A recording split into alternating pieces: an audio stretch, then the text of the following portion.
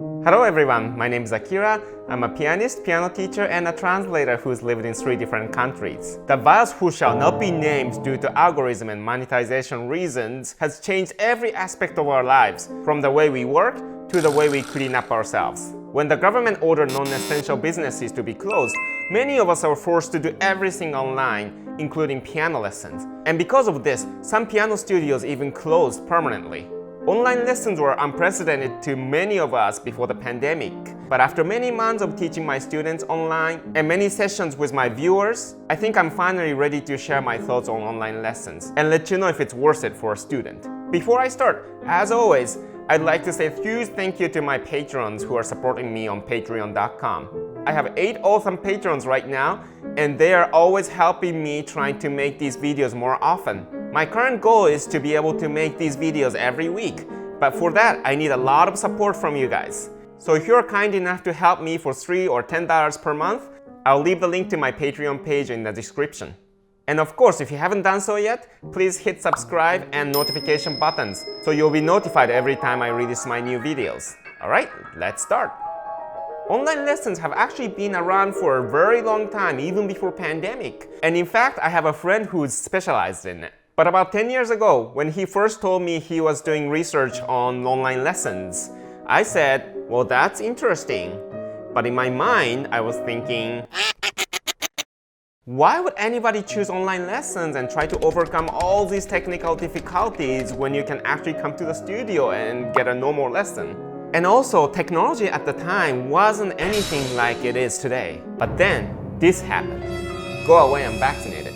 When we had to close our studio, we had to quickly switch to online lessons.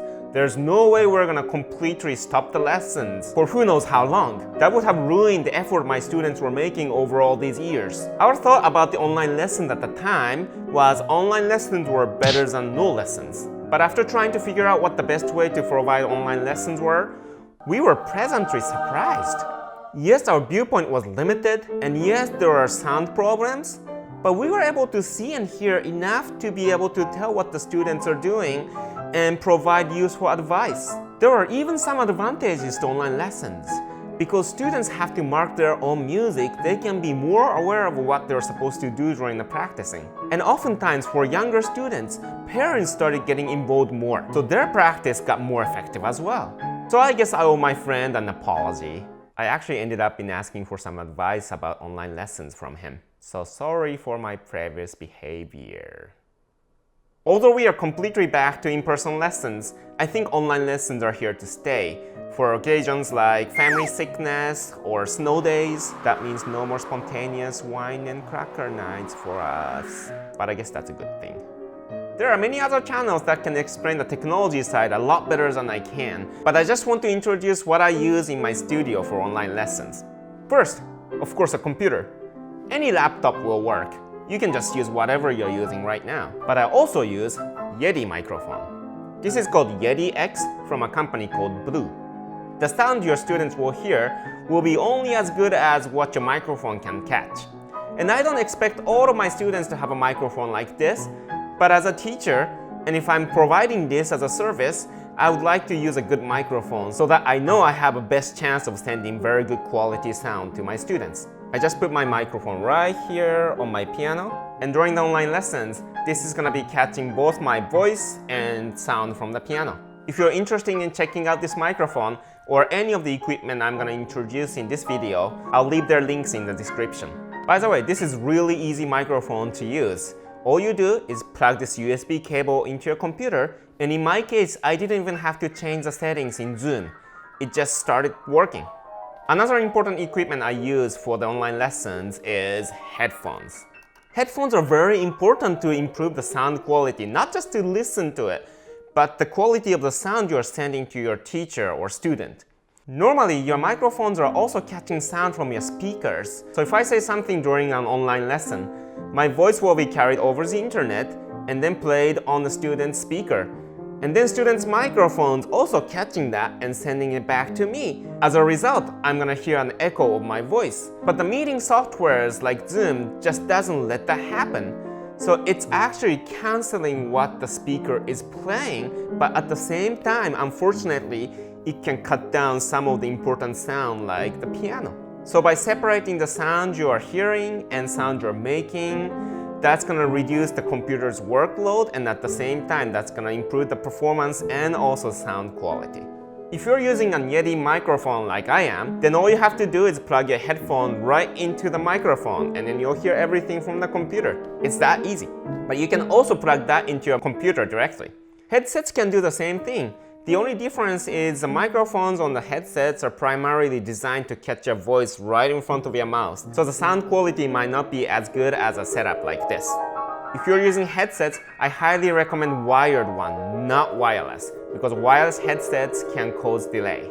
Another thing about sound quality is that Zoom is primarily made for online meetings. So it's designed to catch your voice and carry it over to the other side. And it does it excellently. And in order to do that, it comes with so many noise cancelling features that sometimes, unfortunately, recognizes piano as a noise and cuts off that sound. But there's a way to prevent it. From inside Zoom meeting, you click the little arrow next to the mute button. At the bottom of the menu, there's this audio settings. You click that. Near the bottom of the settings window, you'll see an option that says Show in meeting option to enable original sound. When you click that, it'll show more options. High fidelity music mode is great, but if your computer doesn't have enough power or the internet is slow, it may not work very well. So you might want to experiment and see whether you want to turn this on or off. I'm not selecting echo cancellation because I'm using headphones, so you don't have to worry about echo. Stereo audio is if you have stereo microphone, which I do, so I'm turning it on, but you don't have to. When you're done, you close the window. And at the top left corner of the screen, now you'll see an option that says original sound off. Right now your original sound is on, but next time you get on a meeting, it'll say original sound on, so you will have to turn on every time. Or if you click this arrow and select your microphone, it'll be always on when you're using that microphone. This setting has to happen on the sound source side. So that means if a teacher is having trouble listening to student sound, the student has to do this setting. And if the student is having trouble listening to the teacher's sound, the teacher has to do this setting. If you're having issues where you can't hear the piano sound, this can significantly improve the sound quality. Now let's talk about another problem with online lessons, the viewpoint. It's very limited. So if you're taking a lesson and if you want to look at teacher's hand, you can move your head and you can focus on your teacher's hand and see what the teacher's doing. But on online lessons, your view is only limited to your teacher's camera. So this is what I use to mitigate it.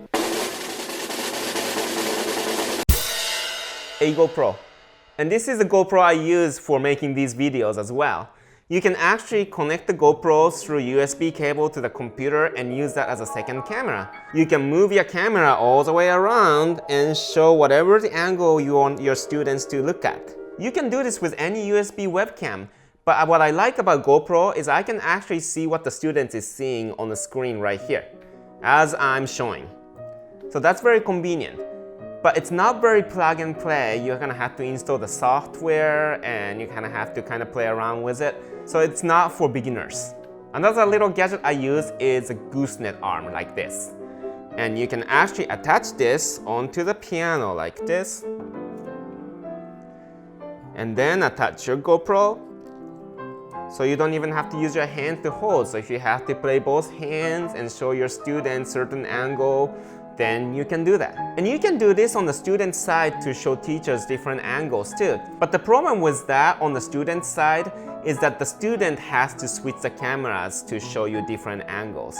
So what I'm finding more useful is that if the student has another device like your phone or iPad, Android tablet, anything can do, you can actually access the meeting from another device and use that device as a second camera. That way, from the teacher's side, I can switch whenever I want between them. Or I can use my iPad and use that as a second monitor. So I can constantly look at the student's face and the student's hand at the same time. So this is pretty much how my studio looks like when I'm doing online lessons. So with all the technical advancements and all these equipments, my current thought about online lesson is better than no lessons. I know this is not what you are expecting to hear or what you wanted to hear, but hear me out. You can never beat the in-person lesson with a qualified teachers. If you're right here in my studio, I can teach you much more effectively. There's no question about that. And what about that human-to-human connection that you create with your teacher? For me, piano teachers are not just a teacher who teaches you how to play the piano. Through creating music together, you build this bond and a connection. And that's gonna be really, really hard to build online through a screen.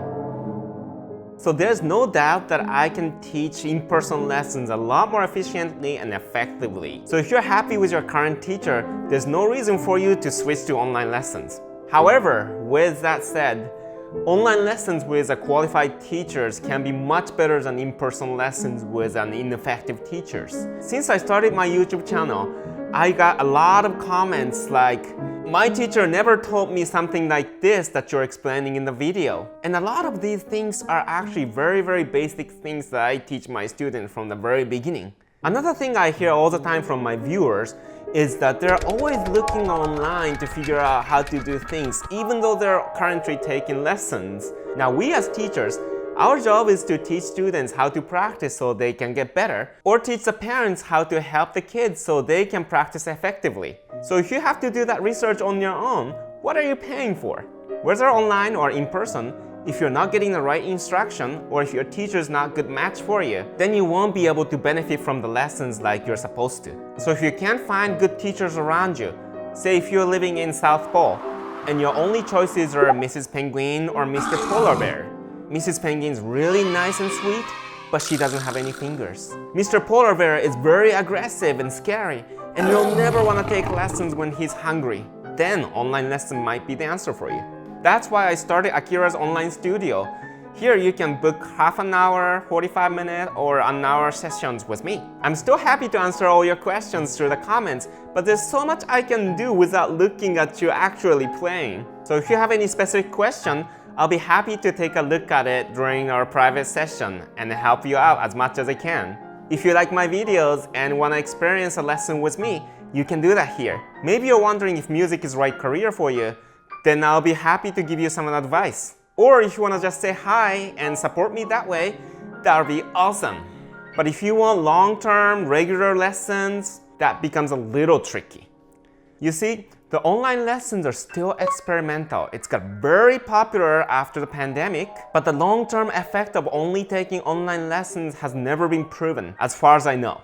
And who knows, 10 years from now, you might start seeing concert pianists who's only taken online lessons. But until then, I'm gonna have to consider regular online lessons as an experimental way of teaching. But if you understand that, I'll be happy to start this journey with you. I really started seeing a lot of potentials in online lessons since the pandemic started. But for this long-term regular online lessons to work, we're gonna have to look more into your situation and get the right setup. So a consultation session will be a very good start to do that. Alright, that is my current thought about online lessons. And I apologize for the neighbor's lawnmower. I hope the microphone's not catching that, a lot of it. Why are they even mowing now? It's not even Sunday. Don't they have any work to do? As usual, if you learned something from this video, please hit the like button so YouTube will know this is good content and it'll start spreading to other people as well. If you still haven't done so, please hit the subscribe and notification button so you won't miss my future videos. And like I said, if you have any questions or comments, please leave them in the comment section. I still enjoy looking at every single comment, positive or negative, but fortunately lots of those are very positive. And I'll try to answer as many of your questions as humanly possible. Alright, thanks for watching. I'll see you in the next video. Bye bye.